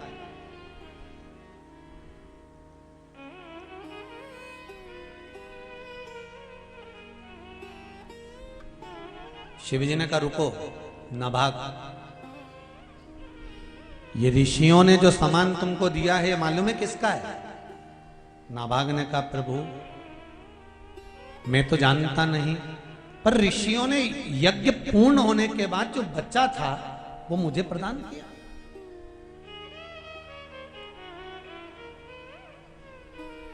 और जब ऋषियों ने मुझे दे दिया तो ये मेरा हो गया। शंकर भगवान कहते हैं नाभाग, आपके पिताजी बड़े विद्वान हैं, जाओ उनसे पूछ कर आओ। मनु से जाकर पूछो कि जब यज्ञ पूर्ण हो जाता है तो यज्ञ में बचा हुआ सामान किसका होता है। जाओ जाओ पता करो। तुम कैसे कह सकते हो कि ये बची हुई सामग्री तुम्हारी है?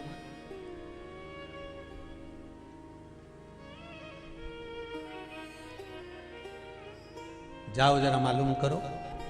और नाभाग शिव जी का वो स्वरूप जो देखा था, बड़ी सुंदर जटा थी, गले में रुद्राक्ष की माला थी, हाथों में रुद्राक्ष थे, कमर पर एक सुंदर बागंबर बंधा हुआ था और गले में सुंदर रुद्राक्ष की माला, कानों में कर्णफूल में रुद्राक्ष थे, त्रिपुंड खिंचा हुआ था, नयन मेरे शंकर के काले थे, कृष्ण दर्शन स्वरूप भगवान वहां खड़े थे। और नाभाग को भेज दिया, जाओ जरा पता करो तुम्हारे पिताजी से कि यज्ञ में बचा हुआ सामान पर हक किसका होता। जाओ जरा पता करो।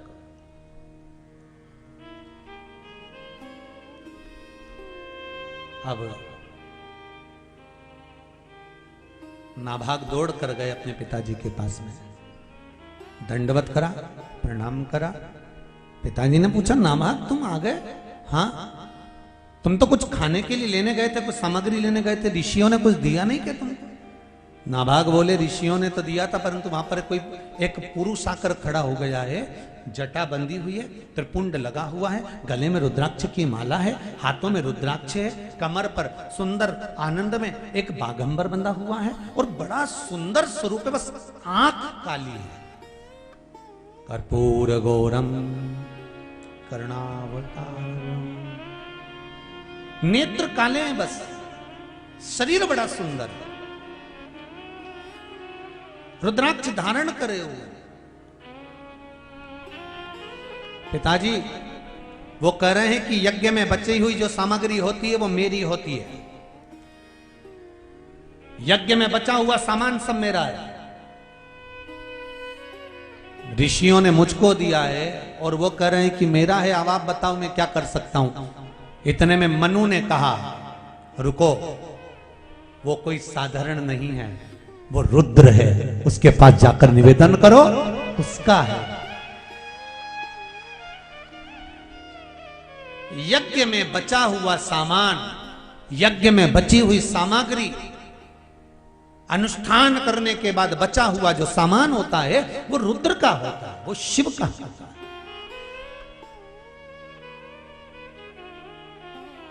वो शंकर का।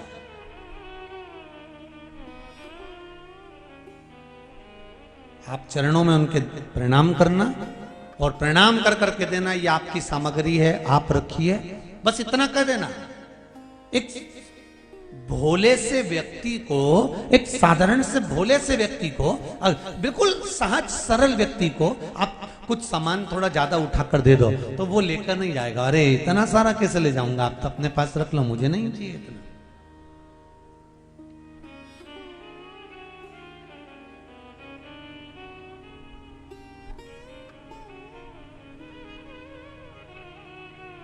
भोले से व्यक्ति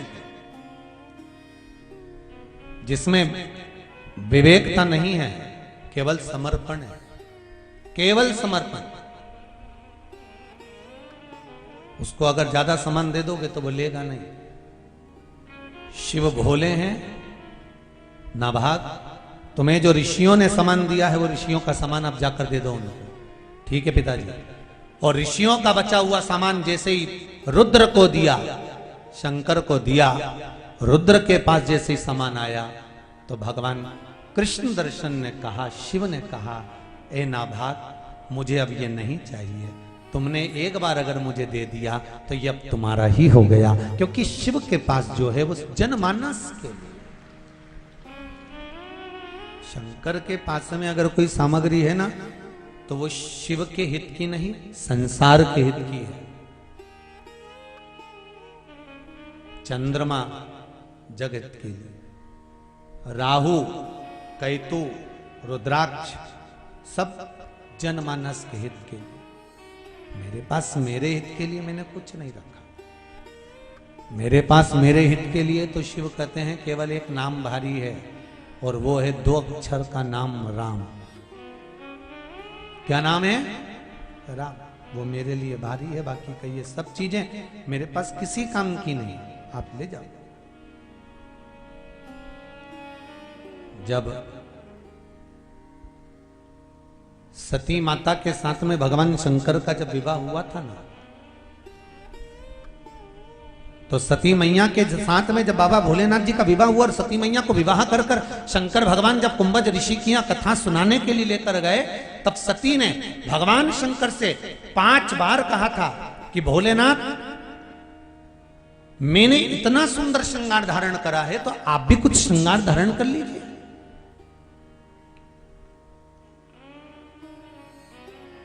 आप भी तो कुछ पहनिए, आप भी तो कुछ श्रृंगार धारण कर लो। शंकर भगवान कहते हैं, सुनो सती,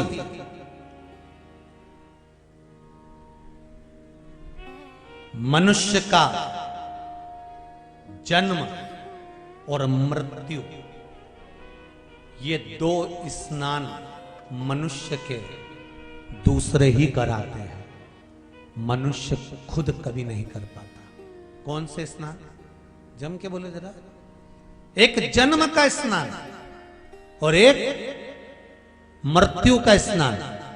शिव कह रहे हैं सती से, सती, व्यक्ति के जीवन के 2 स्नान व्यक्ति कभी अपने हाथों से नहीं कर पाता।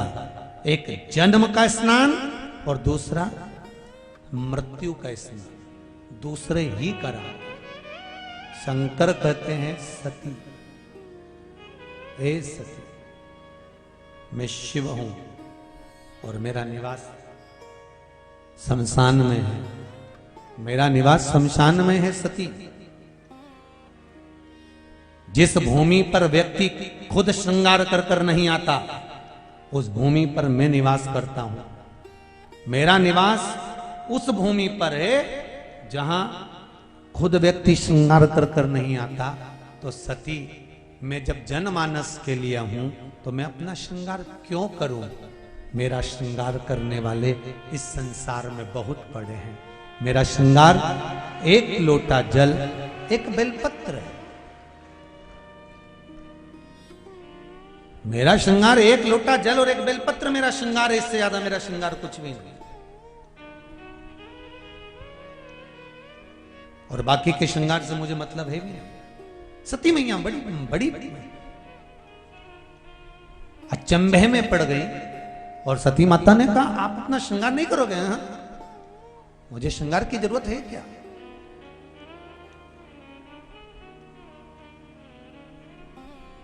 सहज है मैं। नमामि शमीशा निधमान रूपम विभुं भगवान शिव। आनंद की राशि है मेरा शिव, उसको श्रृंगार की जरूरत नहीं। कितनी बार श्रृंगार शिव जी का होता है और कितनी बार एक जनी चंदन लगा कर गया, दूसरा फिर पीछे से पहुंच गया, 1 लोटा पानी चढ़ाकर आ गया, श्रृंगार फिर चले गए। फिर कोई श्रृंगार कर गया, फिर कोई पानी चढ़ाकर चले गया, श्रृंगार फिर चले गए। शंकर का मंदिर, शिवालय, शिवलिंग ये बार बार बताता है कि श्रृंगार करा किसी ने, पानी चढ़ाकर कोई चले गया, फिर भी मैं नाराज नहीं हुआ। उसी तरह संसार है, आपने बहुत सारा अच्छा करा, उसके बाद कोई पानी चढ़ाकर चले जाए तो चिंता मत कर। शंकर भगवान का शिवलिंग ये बताता है कि आपने श्रृंगार करा, आपने कथा करवाई, सत्संग करवाया, मंदिर स्मरण, पूजन, पाठ, आराधना सब कुछ कराया, तुमने दुनिया भर का काम करा, कहीं का आएगा कोई आ गया और तुम्हारे करे धरे पर 1 लोटा, जम के तो बोलो, पानी डाल गया। घबराना नहीं, रोना नहीं, चिंता मत करना। पानी डालने वाले पानी डालकर जाएंगे, चिंता की बात नहीं है। फिर कोई आएगा, फिर चंदन लगाकर चले जाएगा, फिर श्रृंगार कर जाएगा, हारना नहीं। शिव जी के मंदिर में रोज श्रृंगार हो रहा है, 15-15 मिनट में। बोलो रे जी जी हाँ, सही है कि गलत है? आप लोग तो पशुपति व्रत करने जाती हो तो श्रृंगार कर कर आती है, इतने में दूसरी आ जाती है, फिर वो पानी डाल के चली जाती है, तीसरी आती है फिर पानी डालकर चली जाती है। कितनी बार शिव का श्रृंगार होता है, कितनी बार बिगड़ जाता है। उसी तरह मनुष्य कितनी बार अच्छा करने का प्रयास करता है, फिर कोई पानी डालकर, बुराई कर कर, अपशब्द कहकर, ताने देकर, गालियां देकर उस अच्छे काम पर लोग पानी डालने का प्रयास करते हैं। घबराना नहीं। शंकर कहते हैं मैं नहीं घबराता, तो तू क्यों घबराता है? मैं तेरे भीतर हूं, फिर श्रृंगार होगा, फिर आगे बढ़ेंगे, फिर तरक्की करेंगे। क्यों घबरा? तू रहे शिव जैसा। समय आया, जो सती माता जलकर भस्म हुई थी वो हिमालय राज के घर में प्रकट हुई और मेनावती के गर्भ से प्रकटी है। मेनावती के गर्भ से। मेना, धन्या और कला, ये तीन पितरों की बेटियां हैं। पितृलोक में रहती थी। एक बार सनत कुमार बैठकर तप कर रहे थे, पितरों की तीनों बेटियां निकल कर गईं और इतने में जैसे ही पितरों की बेटियां निकल कर जाती हैं तो मेना के लहंगा जो था, जो लहंगा मेना पहनी हुई थी, उस लहंगे से सनत कुमार की जंघा पर चोट लग जाती है। थोड़ी देर बाद धन्या निकल कर जाती है, धन्या के लहंगे से फिर चोट लग गई। फिर कला निकल कर गई, कला के लहंगे से फिर चोट लग गई। शिव महापुराण की कथा कहती है, अगर कोई सत्संग कर रहा हो, भजन कर रहा हो, कथा सुन रहा हो, स्मरण कर रहा हो, संकीर्तन कर रहा हो, मंत्र जाप कर रहा हो, नाम जाप कर रहा हो, तो प्रयास करना अपने शरीर के द्वारा या अपने द्वारा उसके शरीर को कुछ कष्ट ना हो, उसके शरीर को कष्ट ना हो। सनत कुमार को क्रोध आ गया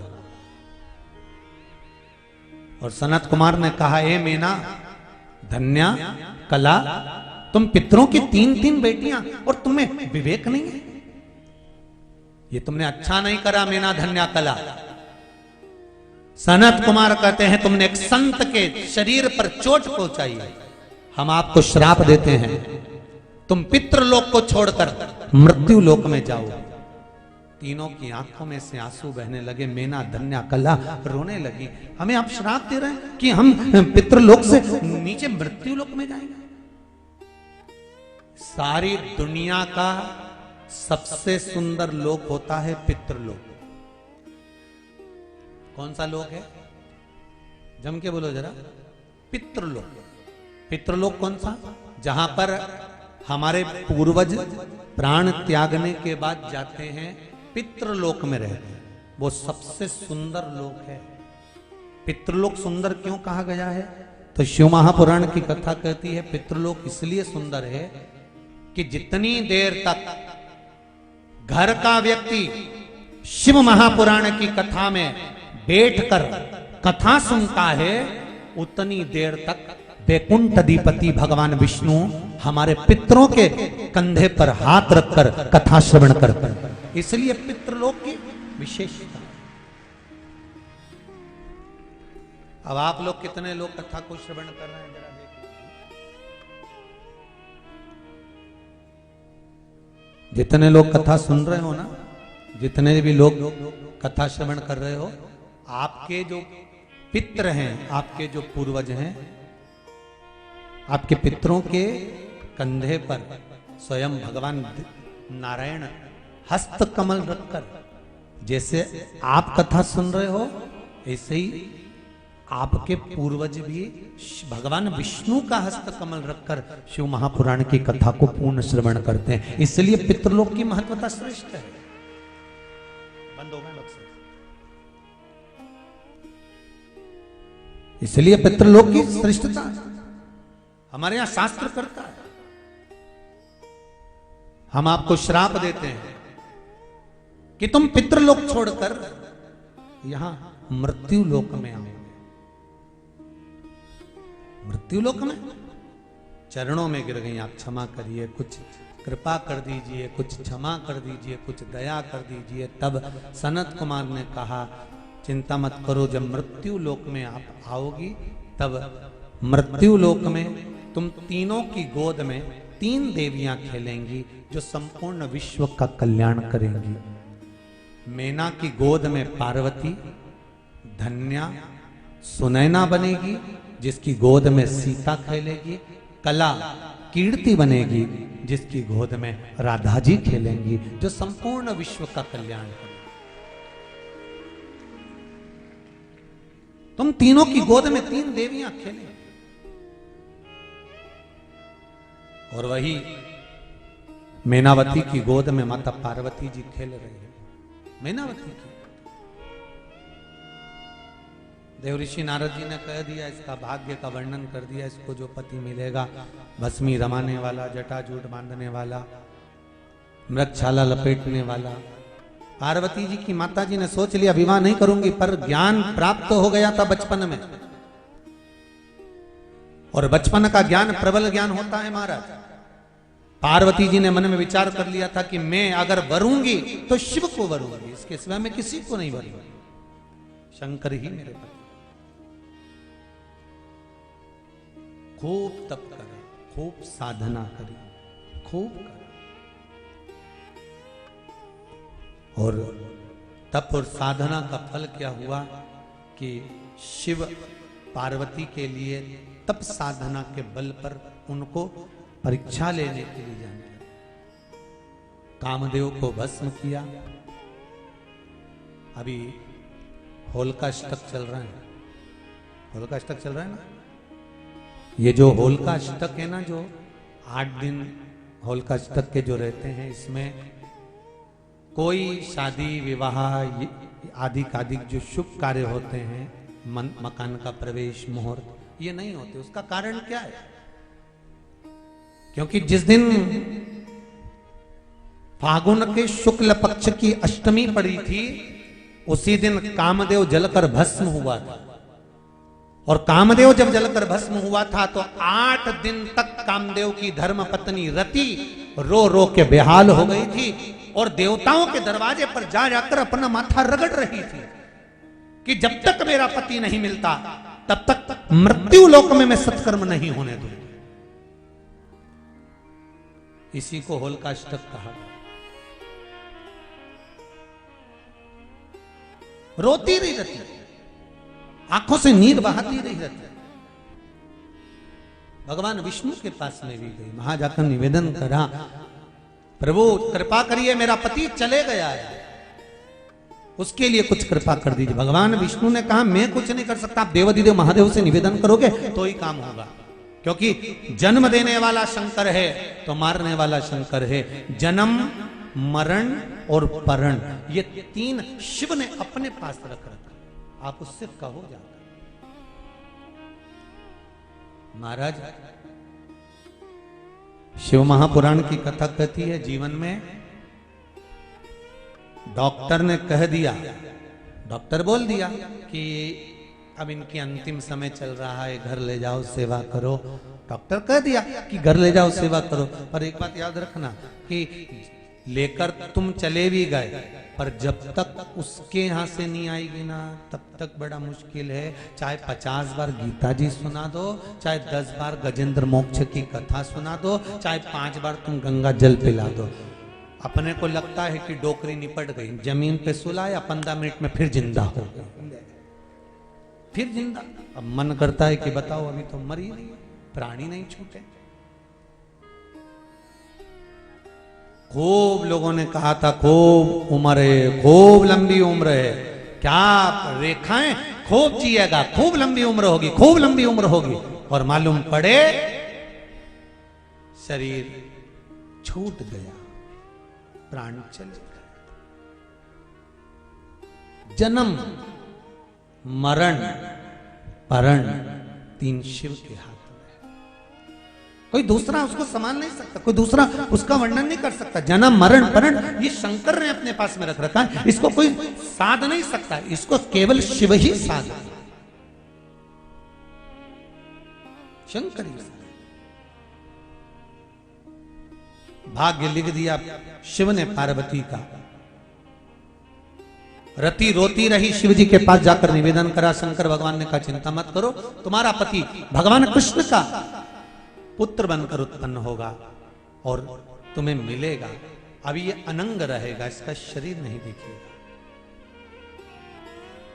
सुनो, आम के पल्लव में छुपकर कामदेव ने बाण छोड़ा था, इसलिए मुझे क्रोध आया था। आम के पल्लव,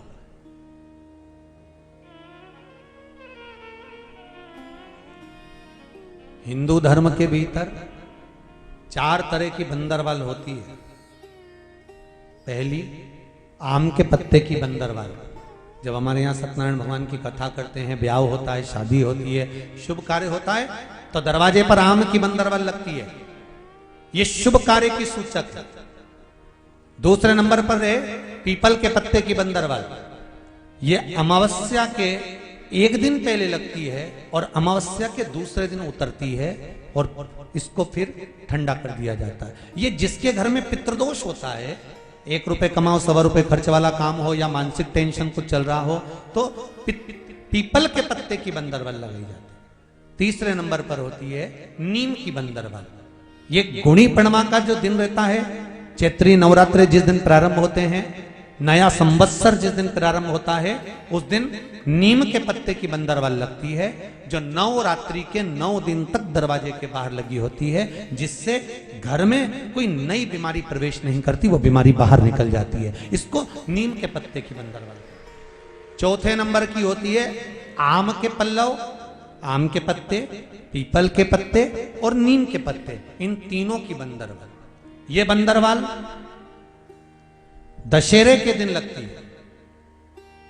10वीं तिथि को लगकर एकादशी, द्वादशी तक लगी रहती है और त्रयोदशी के दिन इसको निकालकर विसर्जन कर दिया जाता है। ये जिस घर में लोग चिड़चिड़ प्रवृत्ति करते हो, क्रोध उत्पन्न होता हो, घर में सामंजस्य नहीं बन रहा हो, आपस में क्लेश बढ़ रहा हो, कोई किसी की नहीं सुनता हो, तब ये आम के पत्ते की, पीपल की और नीम के पत्ते की पल्लव बंदरवाल लगाई जाती है। ये दशहरे के दिन 10वीं के दिन लगती है। 10वीं, एकादशी, द्वादशी और त्रयोदशी के दिन इसको निकाल दिया जाता है। महाराज, ये एक बंदरवाल, ये 4 तरह की बंदरवाल हमारे हिंदू धर्म में वर्णन करी गई है महाराज, जो दरवाजे पर लगाई जाती है, शुभ कार्य के लिए इसको लगाया जाता है। भगवान शिव ने कहा, कामदेव आम के पत्ते में छुप कर शांत हुआ, छुप कर मुझे बाण छोड़ा, इसलिए मैंने इसको भस्म कर दिया। पार्वती शिव की आराधना में लीन होती हैं। शंकर भगवान स्वयं शिव आनंद के साथ विराजमान होते हैं। शंकर और पार्वती के मंगल विवाह का क्रम यहाँ आनंद के साथ प्रारंभ होता है। शिव और पार्वती का मंगल विवाह का क्रम यहां पर प्रारंभ होता है। शिव ओघड़दानी, भगवान शंकर स्वयं दूल्हा बनते हैं और माता पार्वती दुल्हन बनती है।